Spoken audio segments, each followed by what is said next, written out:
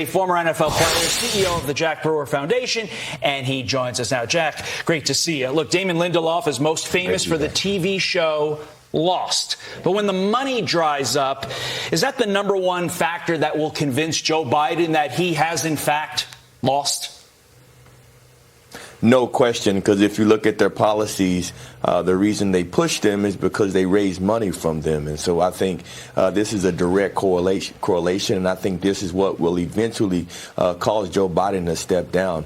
It's very difficult to find someone to push and to stand up for these policies, but you continue to hear these prominent Democrats say that Joe Biden is doing a good job. Even though American families can't afford groceries and gas prices are screaming, and, we're on the brink of World War III. And so it's just really confusing. But at the end of the day, that they need a really good snake oil salesman to take the realm to push these policies. Yeah, it's insulting to Americans, like you said, who cannot afford to feed their families or put gas in their car to get to work when they say, oh, we've been asleep at the wheel, not paying attention. So maybe everybody should just wake up and start paying attention. But I want to get to this soundbite of Gavin Newsom talking about this meeting he had with President Biden. Listen. Could have gone 2-3 hours. And I mean this with absolute conviction. That was the Joe Biden I remember from 2 weeks ago. That was the Joe Biden that I remember from 2 years ago. That's the Joe Biden that I'm looking forward to re-electing as President of the United States. There's a decency to Joe Biden.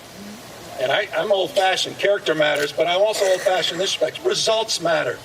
I feel like I saw a different Joe Biden than Gavin Newsom did during that debate. But does Gavin Newsom really have this much pull with people to say, hey, this is the Joe Biden that we want to reelect. This is the Joe Biden that I saw, to make people actually believe what he had to say? I mean, this was behind closed doors. We don't know. All we know is what we saw.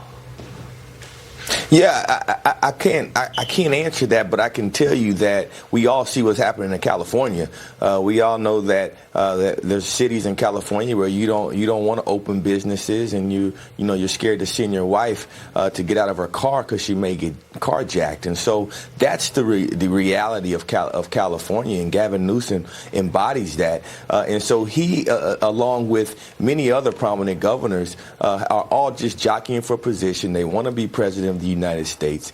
They want to fool the American people to believe that their states are actually run well, that their cities aren't the worst, most crime infested in our nation. And so, again, I think they're trying to pull the wool over everyone's eyes. And it's just unfortunate. It's unfortunate that humanity has gotten to the point where we're willing to do whatever we can for power and to raise money. But, the buck's going to stop here. You won't see Joe Biden continue very much longer because people are just going to stop giving money to him. Yeah, just think about this for a moment. I appreciate the fact that Michigan is a swing state, but why would the governor of California, where they have one too many July 4th celebrations, take his holiday away from his family to go to Michigan to campaign for somebody else?